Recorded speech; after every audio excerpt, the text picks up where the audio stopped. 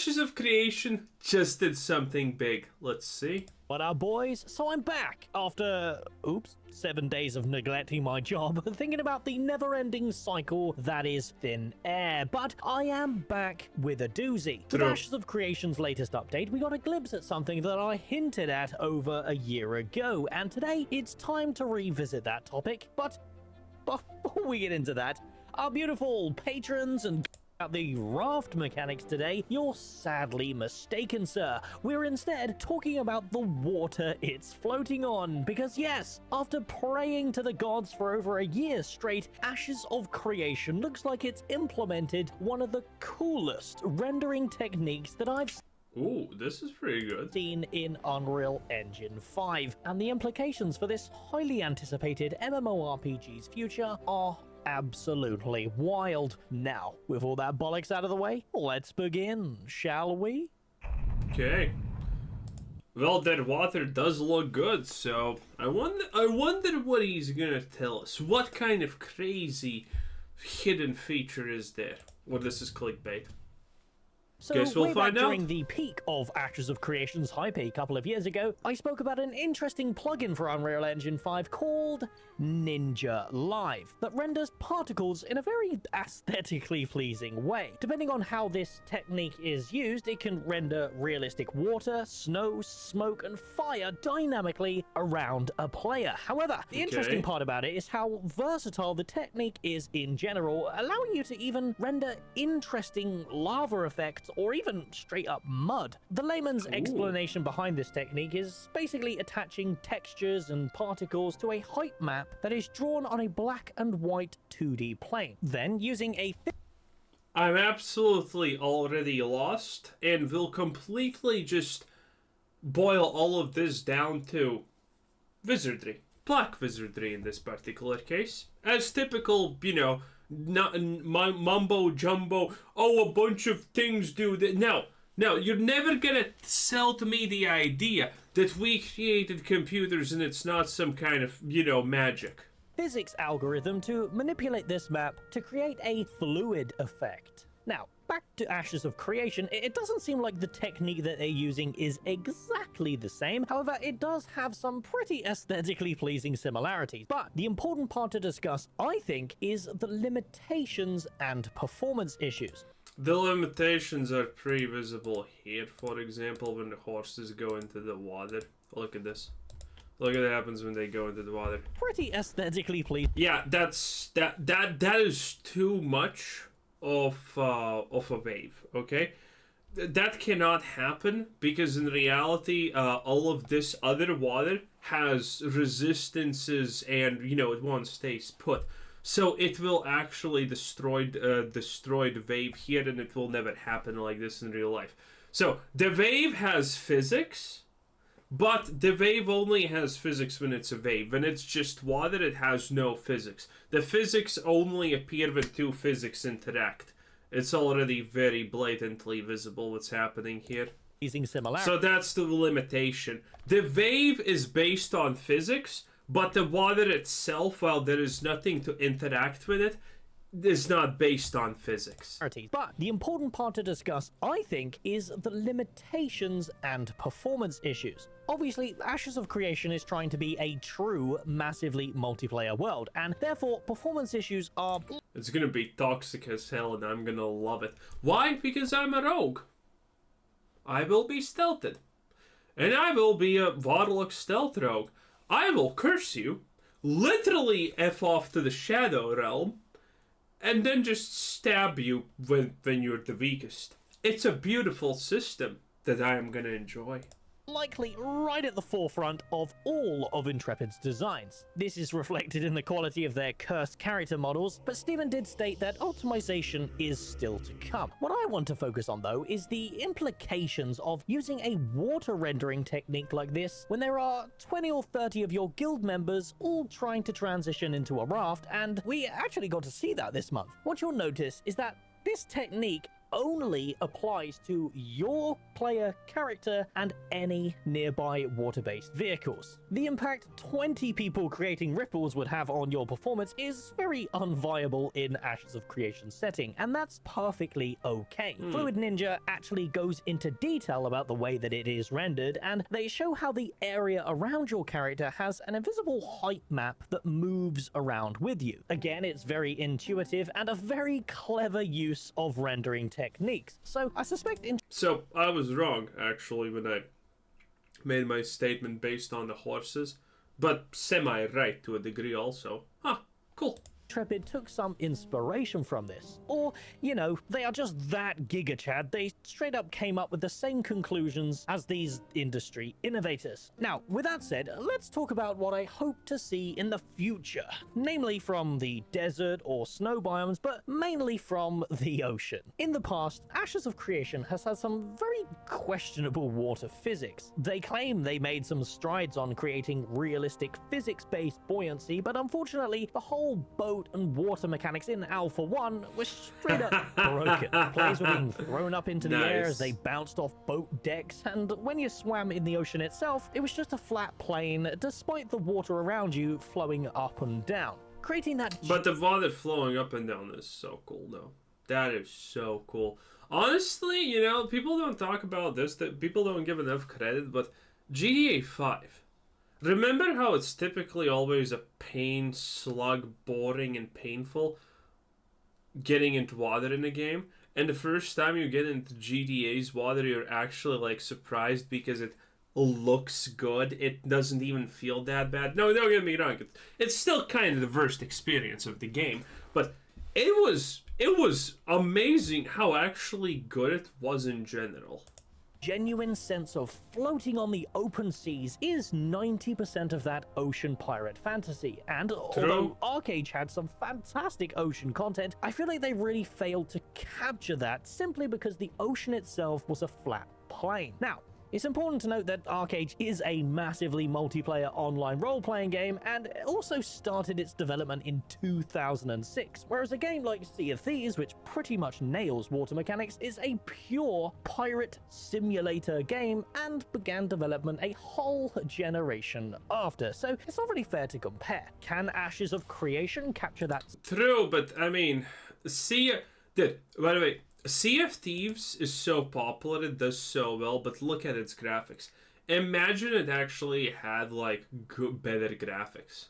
Like, it doesn't have bad graphics in that sense, right? It's still a good-looking game because everything fits and whatnot, but you can tell that the graphics are pretty minimalistic. And obviously they have to be, right?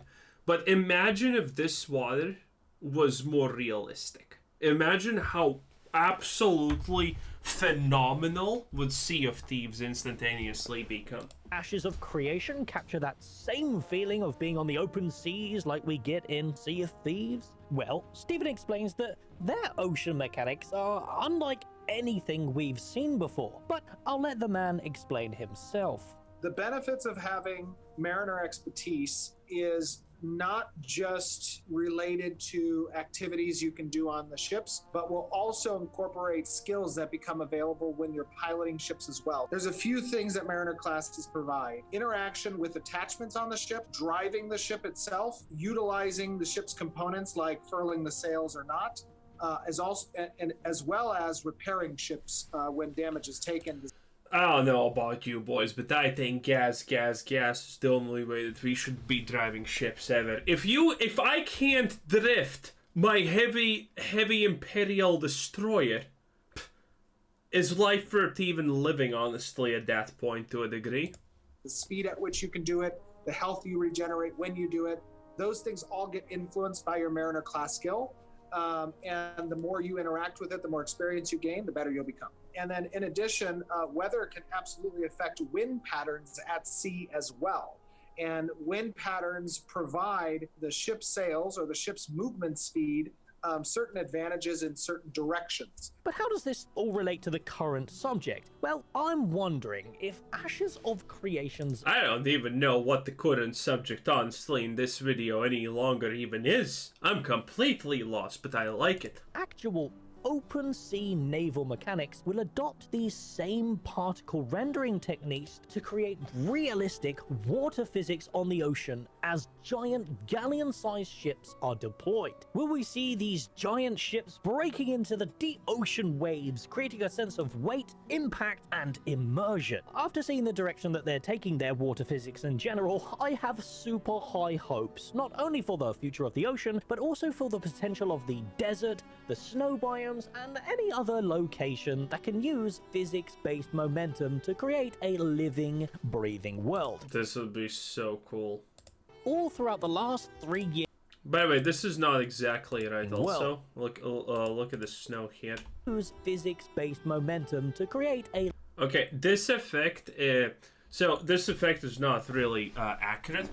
The effect that they are trying to portray is when extremely. I don't know if it's extremely little, but it's when snow particles, essentially just snow, skitter around in lines, figures, or whatever you want to call them, across other snow. But this currently looks more like something invisible is digging into the snow. But that is the effect that they are trying to create. And same thing with the sand effect, where there is an undisturbed layer of sand or snow, and across it, a disturbed small streak of sand or snow is just, hovering along. Living. They almost get it, but it looks like something invisible is just going through the snow. Breathing world. But that's a really cool effect. That is a really cool effect. Easiest way to see it is on ice or on roads. When there has been snow just recently, but the snow is not wet, and it just, lines of it just dart across the road and things like that. That is the effect that they are going for there. It's a really cool looking effect. All throughout the last 3 years of development, Intrepid Studios have continued to show huge amounts of innovation within the MMORPG genre with performance-focused, self-designed solutions for many of their world-building. This is also not bad, but also not correct. Again, it's really nice. It would be amazing if they get all of this right, but Studios have continued to show. You see that? When wind hits like not a wave. Do you call it a wave? But essentially, if here's grass and wind hits, it doesn't start here. It just goes all over the grass. I don't know exactly how it's what the physics principle behind it is, but yeah, if wind hits, it doesn't just hit at random. It hits from the start, kind of. It can also hit from the top, but in a situation like this, it's very doubtful. Huge amounts of innovation. Yeah, you see, one part budges and the other part then budges, and it kind of doesn't make sense from the wind direction. This part should be budging first, and then this part should be budging. But it still looks it still looks really nice. But it does throw me off that it's kind of not real. Within the MMORPG genre with performance-focused, Okay, now that was a little bit better. Designed solutions for many of their. Yeah, but at times it seems awkward because things are not essentially moving in a direction. Building blocks, giving a genuine AAA quality that allows them to be used in a massively multiplayer setting, something we have never seen before. We first saw it with the wind. Okay, see that? That was good. That was really good. Look here. Never seen before. We first saw it with the. Yeah, you see that? That is how it's supposed to look, and that's really good. Wind physics moving the. Yeah, that is how it's supposed to look. The effect was, and by the way, you see how tremendous the difference is. Like when probably people didn't buy it when I say that this looks scuffed, but then you see this one right here. We have never seen before. We first saw it with the wind. Yeah, and look at how the contrast is so clear and visible. It's insane how much better this is. And why? Because it's actually how physics are supposed to work. Physics moving the grass and trees all the way That's what you would actually see on a field like this. back in early 2022, really proving Yeah, that you see, this is way better. Ashes of Creation's world is a far cry from the usual generic Unreal Engine 5 look that other projects still need to solve. You know, projects like Pact Day. They've also shown it with Pug's Day is a giant scam. their actual abilities impacting the environment during the tank showcase. So I imagine these abilities will have similar effect when That's cool. used on sand or snow. In addition to this, back in 2022, Admittedly, that's completely scuffed, not gonna lie. Intrepid also But cool. showed how they're innovating the Unreal Engine 5 scene itself by designing cutting-edge tools to help not only themselves design their world in an efficient, performant-like Yeah, they're talking about the lighting. One of the first things I heard about Ashes of Creation is like, oh my god, the breakthrough in lighting! I don't care.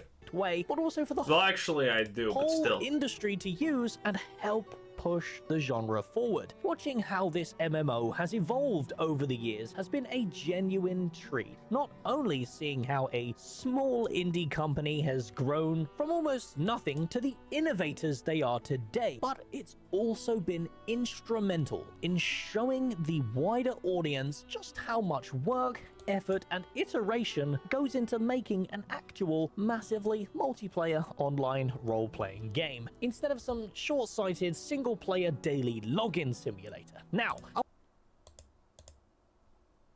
I'm pretty sure this is New World. I'm pretty sure this is New World, right? daily login simulator. Now, I want to conclude today's Eh, video with a question for Intrepid. No. Anyway, that was our boy Narc, and this was Quizzer Sensei. Thanks for watching. Subscribe if you haven't already, and have a nice day. Bye bye.